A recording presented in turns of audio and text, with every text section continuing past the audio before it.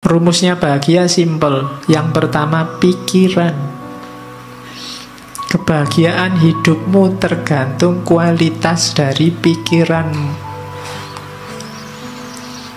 Hari ini, detik ini kamu bisa langsung bahagia meskipun sedang sumpek urusan apa wae, tinggal kamu detailkan urusanmu apa.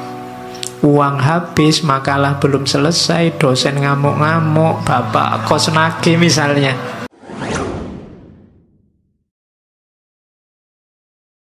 Dulu kita pernah belajar itu dan dulu pernah disinggung sedikit-sedikit tentang Marcus Aurelius. Malam ini kita masuk agak banyak. Jadi dengan bekal filsafat stoik ini, Marcus bisa jadi pribadi yang tangguh, sabar. Marcus ini dikenal raja yang sangat sabar, ulet, tekun, dan akhirnya menang. Meninggalnya karena sakit, tidak karena perang. Meskipun hidupnya banyak mengalami pengeram, mengalami bencana alam. Oke, kita lihat ya dahsyatnya filsafat dalam diri seorang pemimpin stoikisme. Ada tokoh barat yang meneliti filsafat Islam, namanya Joseph van Es.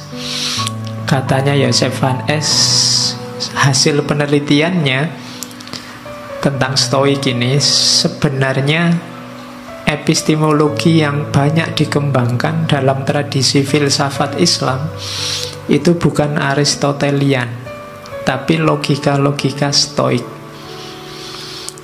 Makanya bau spiritualnya agak kental. Kalau Aristotelian murni kan agak realisme. Kalau coba baca Al-Kindi, baca Al-Farabi, baca Ibnu Sina, itu kan bau spiritualnya kuat. Cara berpikirnya agak bau stoik. Ya silahkan kamu cari sendiri apa ya begitu.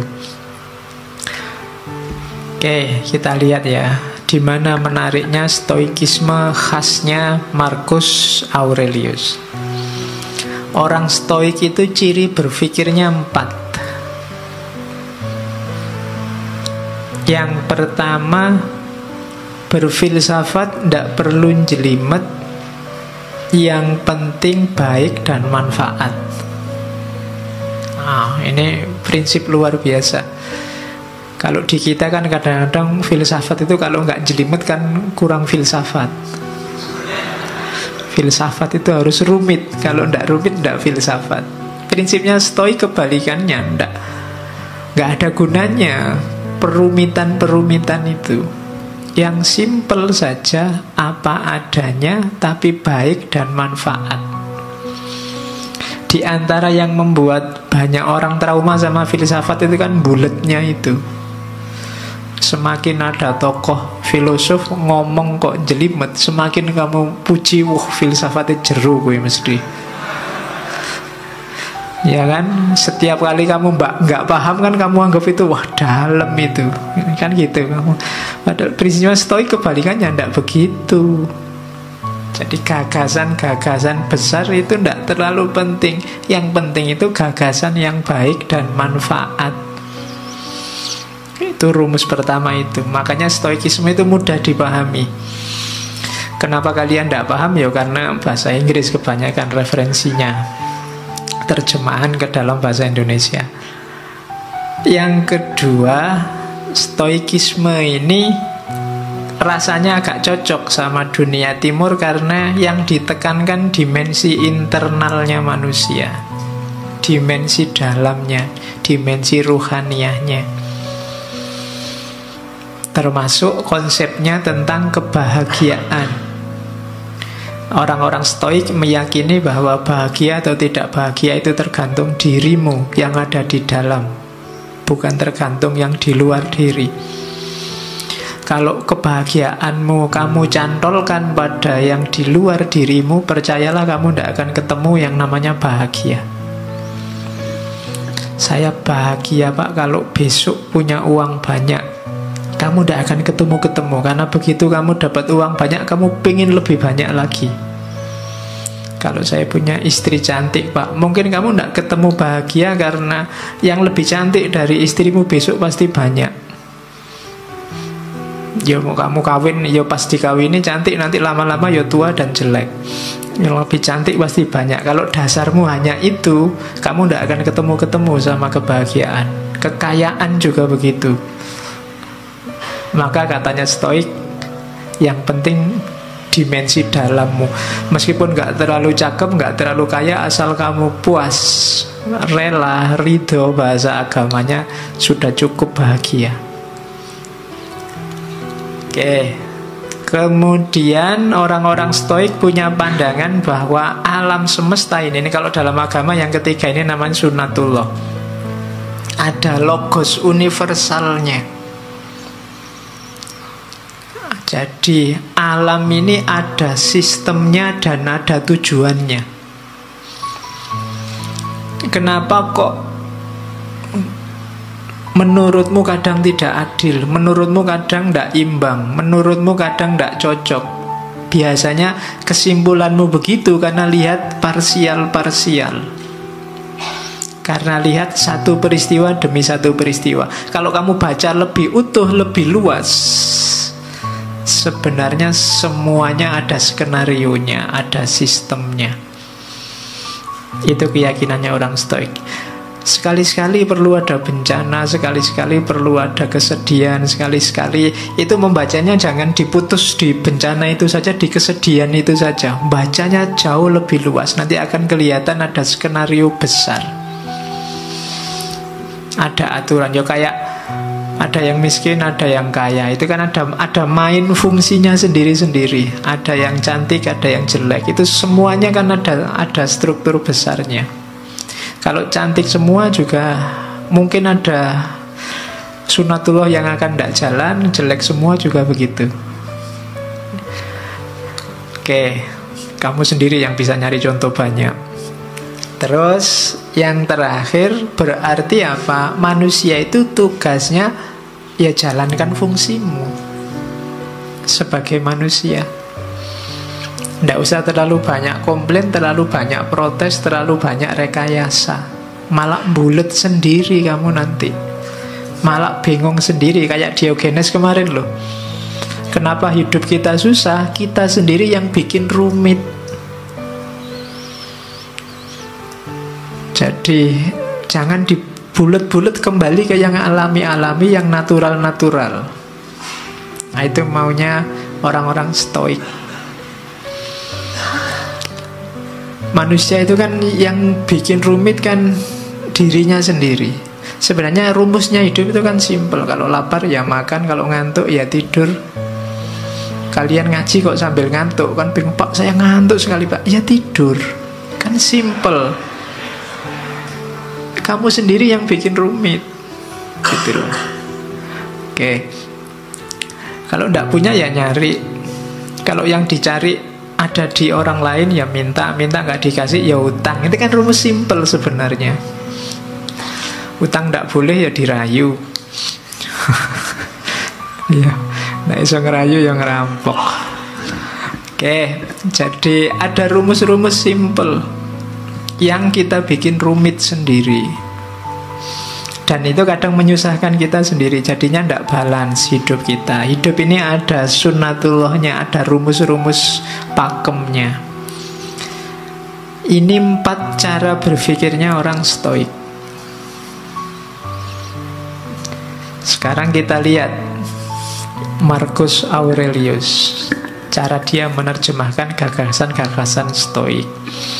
Saya ambil pertama tentang kehidupan. Malam ini kita banyak ngomong tentang semacam quotes-nya, karena Marcus Aurelius ini tidak meninggalkan karya selain satu buku semacam buku harian yang diterjemahkan dalam bahasa Inggris, judulnya Meditation. Kalian cari, downloadan gratis itu. Masih asli dalam bahasa Inggris. Kalau ada yang pintar bahasa Inggris boleh diterjemah. Dan ini saya potong-potong dari situ, saya klaster-klaster.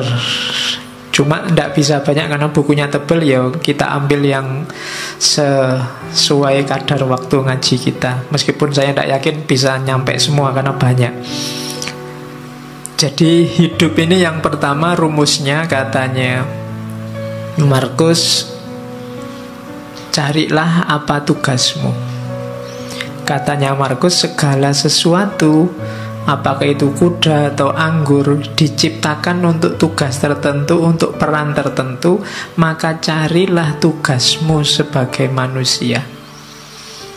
Sering kan saya singgung ayat afahasibtum annama khalaqnakum abasa. Itu kan Allah loh yang ngomong. Apa kami ciptakan engkau itu hanya untuk iseng? Pasti tidak, ada tujuannya. Kejar itu. Yo, Al-Quran banyak ngomong tentang tujuan hidupmu ini. Enaknya karena sayangnya Allah sama kita, kan kita sama Allah langsung ditunjukkan, ini lo tugasmu. Jadi yo kayak misalnya ini ja'ilun fil ardi khalifah, aku ciptakan manusia di muka bumi jadi khalifah. Ini kan Allah langsung ngasih petunjuk, ini lo tugasmu. Maksudnya Markus, yo kamu jalan di tugasmu itu. Setiap hal di muka bumi ini ada perannya, ada tugasnya. Jangan dikacaukan, kamu sendiri juga jangan kacau. Nanti kamu susah sendiri. Oke, teh ini kan dia punya tugas, dibikin jadi minuman. Ya diminum, tidak apa-apa.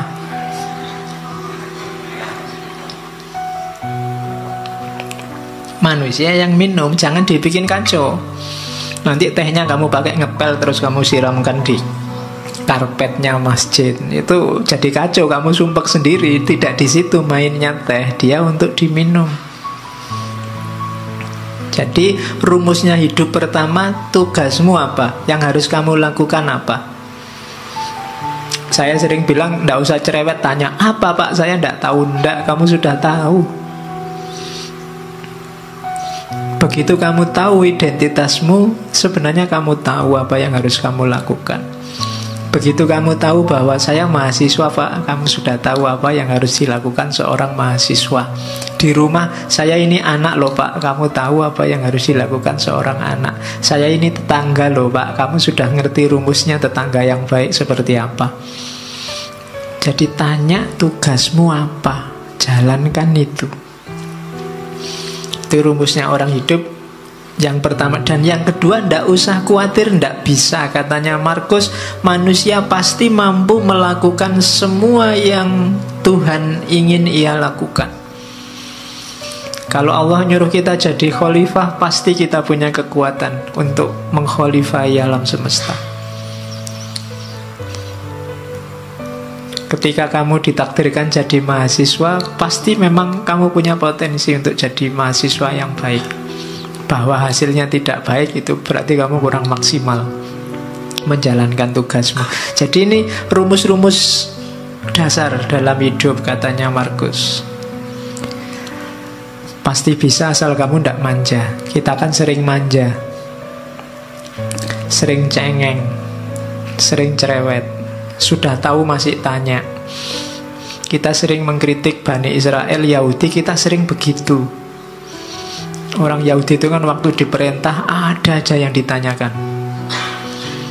Disuruh menyembelih sapi masih ditanya, kulitnya sapi warnanya apa, besarnya seberapa, itu cerewet. Padahal begitu disuruh membelih sapi aja kan tidak masalah, tapi masih cerewet, tanya macam-macam. Padahal ya sudah ngerti pantasnya membelih sapi itu ya sapi yang semacam apa, kan gitu. Ya sama lah, kadang kayak mahasiswa disuruh bikin makalah, berapa halaman Pak, kemudian referensi ini boleh ndak Pak, kamu repot sendiri nanti, salahmu sendiri, cerewet. Coba diperintah, ya Pak, nah kan sudah, selebihnya kamu mikir sendiri, ijtihad sendiri. Biasanya banyak tanya itu kan maksudnya kamu ingin dapat yang ringan, atau syukur-syukur bisa ndak jadi diperintah. Kan itu orang Yahudi itu kan begitu, nawar bolak-balik itu kan maksudnya yo siapa tahu ndak jadi karena perintahnya ndak jelas. Nah, kita sering begitu dalam hidup. Kamu sering ngerti tugasmu tapi tidak jalan. Kenapa? Kamu nyari alasan, nyari dalih. Alah pak, ujian masih lama. Alah pak, kan segalanya sudah ada garisnya, ada takdirnya. Alah pak, selalu begitu, nyari dalih. Terus bekalmu lengkap, katanya Markus. Yang pertama apa? Nggak usah khawatir.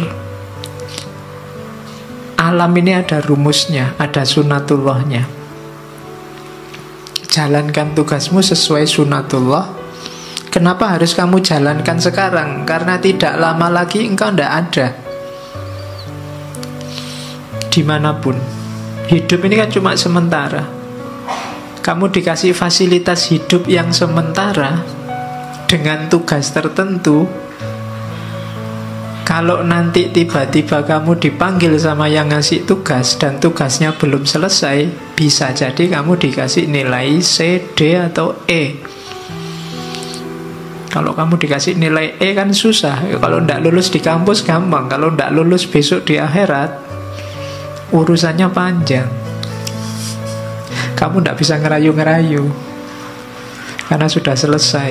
Tidak ada remedinya. Besok waktu dihisab di akhirat kan kamu mau ada ujian susulan. Tidak ada. Sudah selesai. Maka katanya Markus, bekalmu lengkap. Alam semesta menyediakan semuanya, termasuk hukum-hukumnya. Segera jalan karena waktu kita terbatas.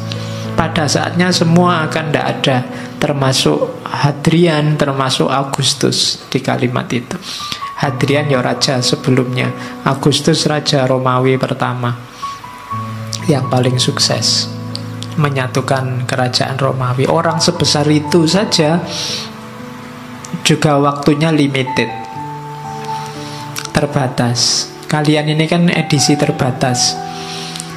Percayalah, Allah tidak menciptakan yang mirip kayak kalian lagi. Bikin yang lain yang lebih cakep-cakep. Terus yang kedua, katanya Markus, fokuslah pada apa yang kamu lakukan karena tugasmu di situ. Ingatkan dirimu bahwa tugasmu adalah menjadi manusia yang baik. Ingatkan dirimu apa tuntutan alam pada manusia. Jadi alam ini kayak mesin besar, ada sistemnya, kamu punya peran. Itu yang dimaksud tuntutan alam. Kalau kamu tidak memainkan peranmu, alam ini akan kacau ritmenya. Dan ketika alam ini ritmenya kacau, efeknya ke kalian lagi, ke manusia lagi. Maka ikuti tugasmu, jalankan peranmu sebaik-baiknya. Lalu jalankanlah tanpa ragu. Jalankan kebenaran, ungkapkan kebenaran saat engkau memahaminya. Cuma ungkapkan dengan baik, dengan santun, tanpa pura-pura. Nah ini apa yang dijalankan? Kebenaran. Menjalankannya dengan baik, dengan santun, dengan tulus, tanpa pura-pura. Itu tugas hidup kita yang pertama. Di meditation itu saya potong-potong rumusnya orang hidup itu ini. Kita ingat-ingat coba ya, ini pedoman hidup kita katanya Markus. Hidup kita itu secara durasi itu sementara, pasti ya, limited. Tidak lama kok hidup kita itu. Sudah tidak ada lagi orang yang usianya mungkin 150 ke atas atau 200 lah, tidak ada. Orang sudah 70, 80 itu sudah luar biasa. Malah kasihan orangnya kalau nggak meninggal-meninggal. Loh iya, malah kasihan. Sifatnya berubah. Hidup kita ini karakternya alam di antara yang kita sebut sunatullah tadi berubah.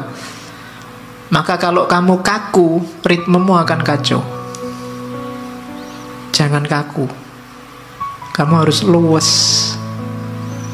Ketika kamu kaku, sementara lingkungan alam sekelilingmu berubah, maka yang terjadi ritmemu kacau. Jangan-jangan kamu juga mengacaukan ritmenya orang lain.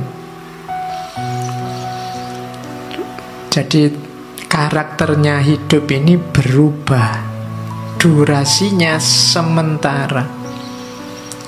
Persepsi kita, pemahaman kita sifatnya abu-abu. Kalau bahasanya abu-abu itu apa? Kita ini manusia yang terbatas dan pemahaman kita juga terbatas. Kebenaran, kebaikan yang kita pahami itu sebatas kemampuan kita. Maka tadi jangan kaku. Kalau kamu kaku, kamu akan mandek di keterbatasan tadi. Kamu tidak berkembang, tidak lebih baik. Padahal kamu harus lebih baik terus, karena hari ini kamu terbatas. Besok batasmu harusnya lebih luas. Jadi persepsi kita ini suram. Kita itu tidak ngerti sangat banyak hal, ngertinya cuma sedikit. Berarti apa? Kebenaran yang kita tahu sebagai benar juga limited, terbatas. Bukan karena kebenarannya yang terbatas, tapi kapasitas kita yang terbatas. Kemudian persepsi urusan akal ya, pemahaman. Sekarang tubuh kita itu sifatnya melemah. Grafiknya manusia itu kan ya kecil jadi besar, setelah itu kan melemah. Sebenarnya bahasa aslinya membusuk. Usia-usia kalian ini mungkin sudah tidak bisa lebih tinggi lagi, tidak bisa berkembang lagi, sudah selesai. Kecuali kamu ikut terapi-terapi minum pil apa itu, nambah tinggi 2 cm itu mungkin ya. Sudah tidak bisa, percayalah, sudah habis pertumbuhanmu. Kamu minum susu pertumbuhan tulang sampai berapa, sudah selesai. Usia-usia kita sudah tua. Jadi, dan grafiknya pasti semakin melemah. Tidak ada orang yang tambah tua, tambah kuat, luar biasa, tambah, tidak ada. Pasti. Jadi tubuh, jasad, fisik itu semakin melemah.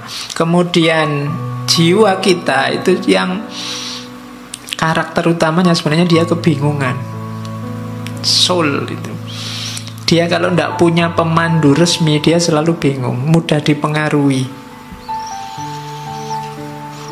Akal itu kan, mental itu kan mudah dipengaruhi. Sekarang seneng, besok benci. Kemarin kerjasama, sekarang gegeran. Itu jiwa kita selalu begitu, mudah dipengaruhi, selalu dalam kebingungan. Kemudian 5 yang atas tadi kan serba tidak enak. Terus kamu, kalau gitu saya nunggu takdir, keberuntungan. Tidak, keberuntungan, takdir itu tidak bisa ditebak. Tidak mesti. Di situ ditambahi oleh Markus kemasyhuran. Kemasyhuran itu mungkin kamu mengandalkan status, mengandalkan nama baik, mengandalkan keluarga, mengandalkan identitasmu sebagai apa. Katanya Markus itu juga tidak pasti. Seterkenal apapun orang, pada saatnya juga lenyap, dilupakan. Jadi ternyata hidup kita itu semacam ini. Ringkasnya apa? Katanya Markus, hidup ini bagian fisiknya seperti sungai. Dia berubah semakin lama semakin melemah. Sungai itu kan mengalir semakin ke yang lebih landai, lebih ke bawah. Sementara jiwa kita, rohani kita bagaikan mimpi dan kabut, tidak jelas, kebingungan. Dan akhirnya kita menjalani hidup itu kayak medan perang. Seperti medan perang dan perjalanan yang jauh dari rumah. Jadi hidup ini medan perangmu. Perang di mana? Perang melawan dirimu sendiri sebenarnya. Melawan hidupmu sendiri. Dan jangan mengandalkan reputasi, jangan mengandalkan status, jangan mengandalkan nama baik, karena semuanya akan terlupakan. Maka tidak usah terlalu banyak membuang energi untuk hal-hal yang tidak penting. Ayo mikir hidup kita sendiri saja. Wong hidup kita sendiri juga tidak terlalu bagus situasi dan kondisinya. Wong ya semua orang begitu. Kalau ditarik lebih jauh lagi, tidak ada orang yang pantas sombong. Sering saya bilang bahwa manusia itu diciptakan sebagai sosok yang tidak pantas untuk sombong, karena lemah dalam segala aspeknya. Oke, nah kalau hidup begitu, kebahagiaan terus. Lah kalau gitu apa harus sumpek? Enggak, katanya Markus. Meskipun hidup itu lemah itu, tapi kita tetap bisa bahagia. Rumusnya bahagia simple. Yang pertama, pikiran. Kebahagiaan hidupmu tergantung kualitas dari pikiranmu. Hari ini, detik ini kamu bisa langsung bahagia meskipun sedang sumpek urusan apa wae, tinggal kamu detailkan urusanmu apa. Uang habis, makalah belum selesai, dosen ngamuk-ngamuk, bapak kos nagih misalnya. Itu kan sumpekmu kan kamu bawa di sini. Itu detik ini juga bisa selesai itu semua, tinggal kamu geser caramu berpikir. Yo gampang lah rumusnya. Duit habis gampang, teman masih banyak. Ya ngampung-ngampung dikit makan ndak apa-apa lah, utang-utang dikit pasti boleh. Nilai jatuh, alah semester depan bisa diulang. Ya makalah kok belum jadi-jadi gampang, Google masih sedia banyak referensi. Itu kan lebih simpel. Tergantung pikiranmu. Berarti apa? Sekarang ayo dinikmati. Atau paling tidak, sekarang kan sedang ngaji di masjid, urusan makalah, urusan besok kuliah, urusan duit kan nanti kalau mau makan urusan. Jadi sekarang gak usah tak pikir itu, nanti jatahnya mikir itu nanti kalau berhadapan dengan urusannya. Kalau sekarang ya mikir ngaji. Itu kan kamu terus jadi bahagia. Jadi tergantung pikir. Ada urusanmu berat, apapun beratnya, tinggal alah sekarang mikir ngopi-ngopi dulu lah, ngerokok-ngerokok dulu santai. Lu iso bahagia detik itu juga. Jadi kebahagiaanmu itu tidak tergantung apa-apa di luar dirimu, tapi pikiranmu. Makanya sangat sedikit hal yang dibutuhkan untuk hidup bahagia, dan semuanya ada dalam dirimu. Di mana itu? Caramu berpikir. Misalnya kamu, Pak, saya sumpek hari ini, Pak, orang Indonesia itu loh terpecah dua. Ada kubu pro calon ini, kubu pro calon itu. Loh yang nyuruh kamu mikir itu loh siapa?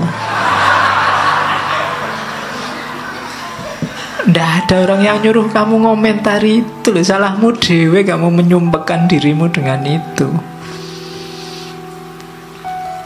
Bahagialah. Banyak hal untuk dinikmati dan bahagia. Nah, itu rumus pertama ya, bahagia dari pikiran. Yang kedua, kebahagiaan akan lahir, hati-hati jangan dicantelkan pada hal di luar dirimu. Katanya Markus, kebahagiaan mereka yang ingin populer tergantung orang lain. Orang yang semacam ini tidak akan bisa bahagia. Orang yang ingin populer berarti dia butuh follower banyak, dia butuh jempol banyak, dia butuh dipuji, butuh dikomentari. Kalau sandaranmu bahagia ini, kamu akan susah bahagia. Karena akan selalu ada orang yang tidak suka padamu. Ngaji ini mungkin yang suka banyak, yang tidak suka pasti juga ada. Kalau kamu sumpek dengan yang tidak suka, kamu tidak akan bahagia-bahagia. Kalau kamu sumpek dengan hatersmu, kamu tidak akan bahagia. Karena akan selalu ada orang yang tidak cocok. Karena memang tipenya orang beda-beda. Jadi kebahagiaan orang yang ingin populer itu tergantung pada orang lain. Maka jangan nunggu populer dulu baru bahagia. Jangan nunggu dipuji banyak orang dulu baru bahagia. Bahagialah sekarang. Kebahagiaan mereka yang nyari kesenangan akan diikat, berubah-ubah sesuai mood yang berada di luar kontrol mereka. Nah ini, kalau kamu ingin bahagia saat senang saja, kamu mungkin juga susah bahagia. Kenapa? Hidupmu kan banyak sumpeknya. banyak alangannya, banyak rintangannya. Seneng wisuda, ndak lama besoknya sudah sumpek mikir kuliah lagi apa kerja, apa kawin, sumpek lagi. Ya kan? Ndak ada selesainya. Kalau kamu mengandalkan seneng, hidupmu itu ndak pernah seneng full 100%, selalu ada bagian sumpeknya. Kalau kamu nunggu mood seneng baru bahagia, kamu mungkin ndak bahagia-bahagia. Alhamdulillah Pak, dapat uang banyak, besoknya sumpek, ini duitnya buat apa, terus gegeran, terus macam-macam. Ndak lama ternyata kalau bahagia itu mengandalkan seneng. Maka bahagia itu, katanya Markus, tirulah orang-orang bijaksana. Bahagia itu apa? Dalam kebebasan mereka dari segala keterikatan.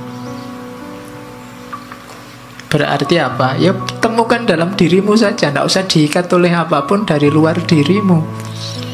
Dengan pikiranmu saja sekarang kamu sudah bisa bahagia kok. Ngapain capek-capek nyari cantelan di luar? Jadi itu rumusnya bahagia. Pikiranmu. Yang kedua, jangan diikat oleh yang di luar dirimu. Dan yang ketiga, jalani hidupmu sesuai fitrah. Setiap makhluk hidup akan utuh, berarti menemukan kebahagiaannya saat mengikuti jalan dalam alamiahnya sendiri. Jadi jalannya sendiri yang alami. Ya kayak tadi loh, ya kalau lapar ya makan, haus ya minum, simple, jalan-jalan hidup yang simple, ndak rumit-rumit. Kamu akan bahagia. Ndak usah target macem-macem untuk bahagia di luar diri kamu, nanti akan sumpek sendiri, ndak ketemu-ketemu bahagianya. Nikmati hidupmu, jalani hidupmu sesuai fitrahmu. Ndak usah pakai semboyan. Pokoknya Pak, saya ndak akan kawin sebelum kaya, itu bikin sumpek sendiri. Ya kalau memang ada calonnya, cukup segalanya, ya nikah saja. Saya Pak, sebelum 29 misalnya, itu kan banyak yang begitu. Ndak usah lah, bikin rumit sendiri. Pokoknya kalau cocok sesuai apa-apanya jalan, ya nikah saja, ndak masalah. Itu hidupmu akan utuh. Oke, yang tadi kebahagiaan. Sekarang menghadapi kesulitan yang kita sebut rasa sakit.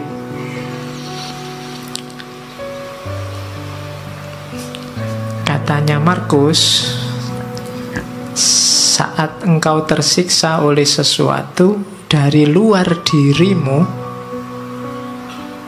rasa sakit itu sebenarnya bukan dari sesuatu yang menyakitimu, namun dari anggapanmu terhadapnya.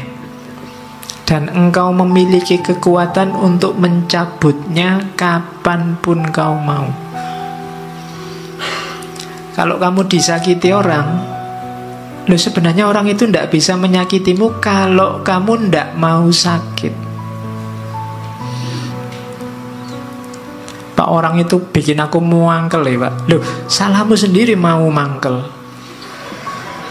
Mbok kamu ndak usah mau jengkel, nggak usah mau mangkel kan, ndak jadi dia membuat kamu jengkel. Dia membuatmu jengkel karena kamu mau jengkel. Tolaklah rasa sakitmu dan rasa sakit itu akan lenyap. Ndak ada orang bisa menyakitimu, ndak ada orang bisa mencurangimu, nggak ada orang bisa menaklukkanmu kalau kamu sendiri tidak mau. Jadi katanya Markus, raih kembali kesadaranmu, panggil kembali dirimu, dan bangunlah sekali lagi. Kini akan kau sadari bahwa yang mengganggumu hanyalah mimpi. Pandanglah kenyataan ini sebagaimana engkau memahami mimpimu. Yos, silahkan sekarang didaftar apa yang membuatmu sumpek, membuatmu sakit, membuatmu merasa tak berdaya, membuatmu merasa lemah. Semuanya pasti tidak real. Semuanya bukan sesuatu yang nyata. Hanya permainan pikiranmu dalam tanda petik. Nilai jelek, ya nilai jelek itu kan fakta, nilai jelek selesai.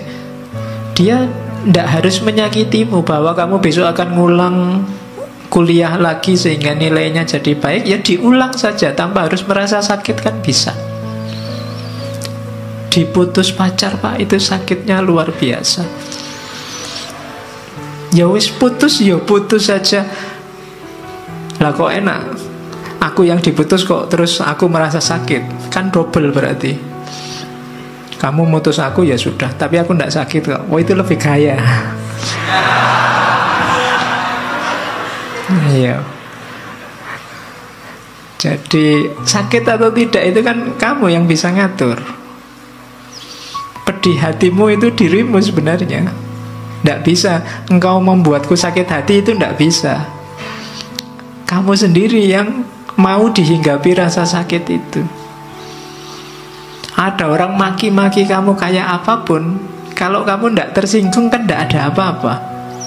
Saya tersinggung loh Pak, lihat salahmu sendiri tersinggung. Kamu tidak tersinggung itu bisa lah, kok milih tersinggung. Itu kamu milih rasa sakit. Nah, itu maunya Markus. Jadi tidak, sakit atau tidak itu sebenarnya kuncinya di kamu.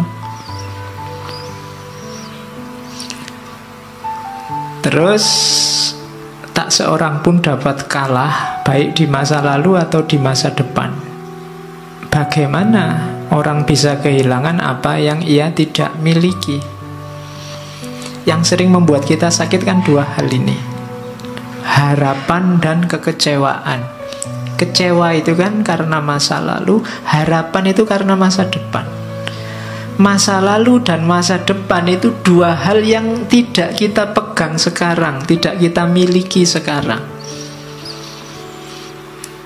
Loh, lah kok kita bisa disakiti oleh sesuatu yang kita tidak punya? Kok kita bisa kalah oleh sesuatu yang tidak ada?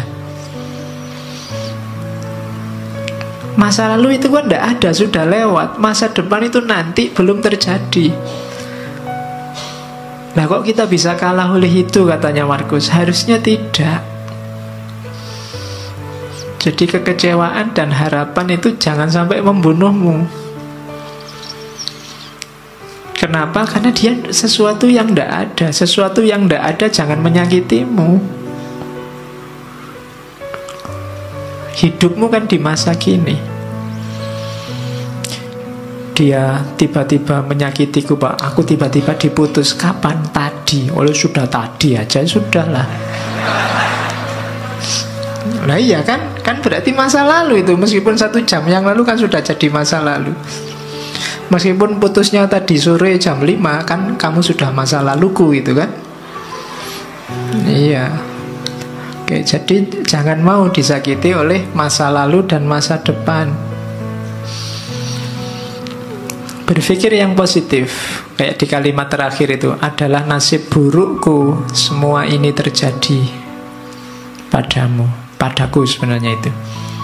Kita kan sering mengeluh begitu, aduh nasibku kok jelek ya. Katanya Markus, jangan begitu. Bilang saja nasibku baik, adalah nasib baikku. Di mana nasib baiknya? Meskipun ini terjadi padaku, tapi aku dapat menanggungnya tanpa rasa sakit. Baik itu kehancuran di masa kini maupun ketakutan akan masa depan. Kalau kamu ada masalah apapun, jangan mengeluh. Bersyukurlah bahwa alhamdulillah aku masih kuat menanggungnya. Masih diberi kekuatan untuk menahannya. Nah, itu lebih positif. Jadi sakitilah aku, injak-injaklah aku, jajalah aku, tapi aku kuat.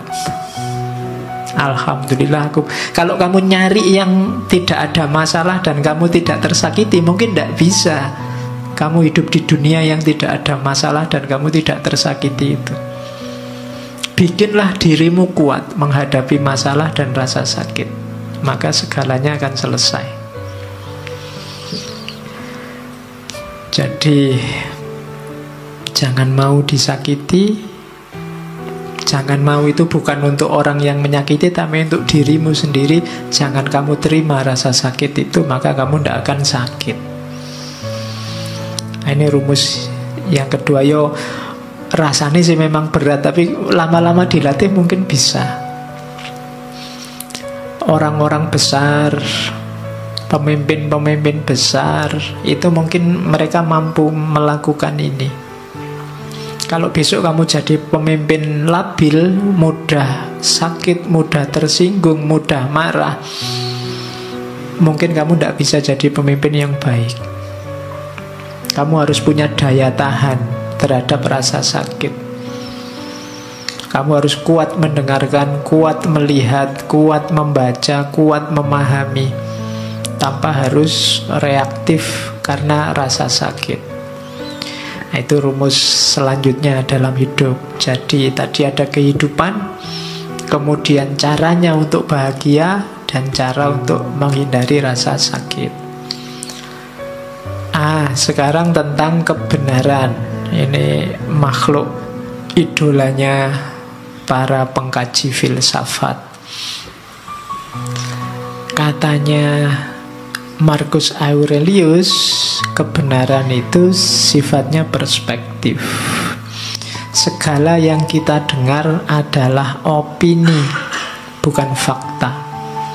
Segala yang kita lihat adalah perspektif, bukan kebenaran. Ini nanti belakangan dikembangkan teorinya oleh Immanuel Kant, jadi Das Ding an sich namanya. Sesuatu apa adanya dan sesuatu yang sudah dipersepsi, dipahami oleh manusia. Ketika orang ngomong tentang sesuatu yang namanya kebenaran, begitu kebenaran itu diomongkan, dia jadi opini. Opini itu kebenaran versi yang ngomong. Kalian ikut ngaji, terus keluar cerita tentang ngaji ini, itu yang keluar dari penjelasanmu, dari mulutmu, itu adalah opinimu tentang ngaji ini. Kalau opini, yaitu pendapatmu sendiri. Persepsi juga begitu. Kalau engkau melihat sesuatu kebenaran, begitu engkau melihat dan kamu pahami itu, hasil penglihatan dan pemahamanmu itu namanya persepsi sudah. Bukan lagi kebenaran itu sendiri, tapi kebenaran menurutmu. Jadi segala yang kau dengar adalah opini, segala yang kau lihat adalah perspektif.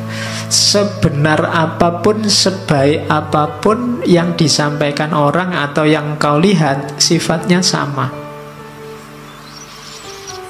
Sifatnya opini atau perspektif. Ya, perspektif itu selalu sesuai sudut pandang siapa yang melihat. Ngaji ini penting apa enggak penting, itu kan sesuai persepsi, perspektif yang melihat.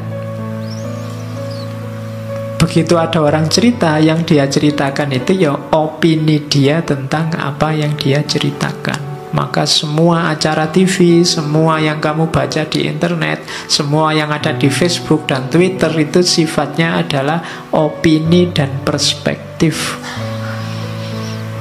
Makanya kamu tidak harus terlalu mudah terpengaruh.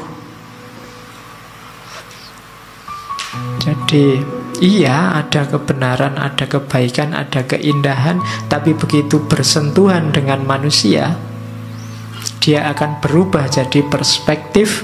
Ketika dia sampaikan, namanya adalah opini. Loh, ini saya ngomong kebenaran loh Pak. Iya, kebenaran versimu.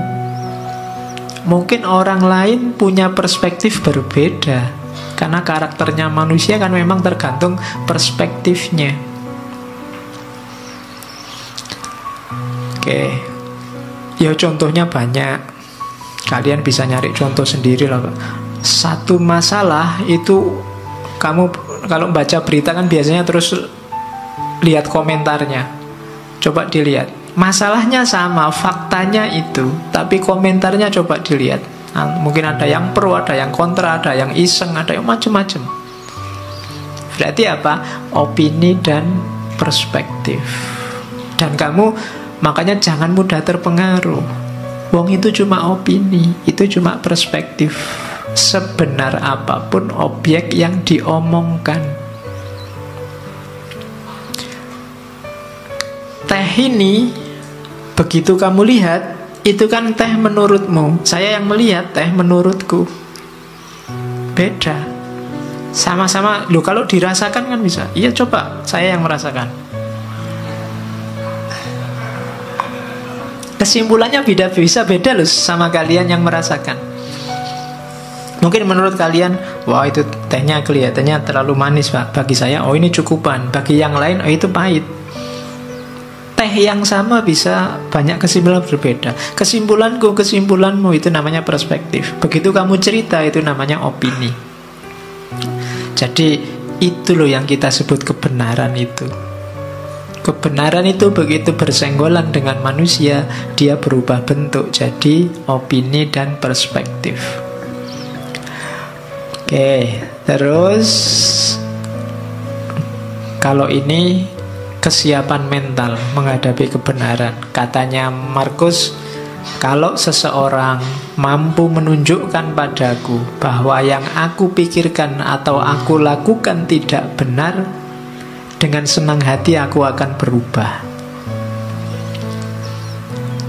Karena aku hanya kebenaran yang kucari, karena hanya kebenaran yang kucari, yang dengannya tidak akan ada orang akan benar-benar tersakiti. Yang tersakiti adalah mereka yang senantiasa menipu diri dan tidak mau tahu. Jadi ini sikap pada kebenaran. Tidak banyak orang suka dan siap pada kebenaran. Katanya Markus, saya punya kebenaran, aku meyakini kebenaran tertentu, tapi kalau ada orang lain bisa menunjukkan padaku yang lebih benar, dengan senang hati aku akan berubah. Karena komitmenku hanya pada kebenaran, bukan pada orang, bukan pada aliran, bukan pada perspektif tertentu, hanya pada kebenaran. Dan ini akan lebih selamat. Hanya pada kebenaran, membela kebenaran, berpihak pada kebenaran, tidak akan menyakiti orang lain, katanya Markus. Kalau ada orang yang tersakiti, berarti mereka adalah orang-orang yang tidak mau tahu atau orang yang menipu diri. Orang menipu diri itu dia tahu bahwa ada kebenaran yang lebih benar dibandingkan kebenaran yang dia yakini selama ini, cuma dia tidak mau berubah. Ini orang ini menipu diri. Padahal dia tahu ada yang lebih benar. Ya kalau bukan menipu diri, nama lainnya dia cuek, tidak mau tahu. Pokoknya kalau sudah ini ya ini. Ini ada hubungannya dengan saya bilang tadi, orang-orang yang kaku. Padahal hidup ini dinamis, kita manusia terbatas.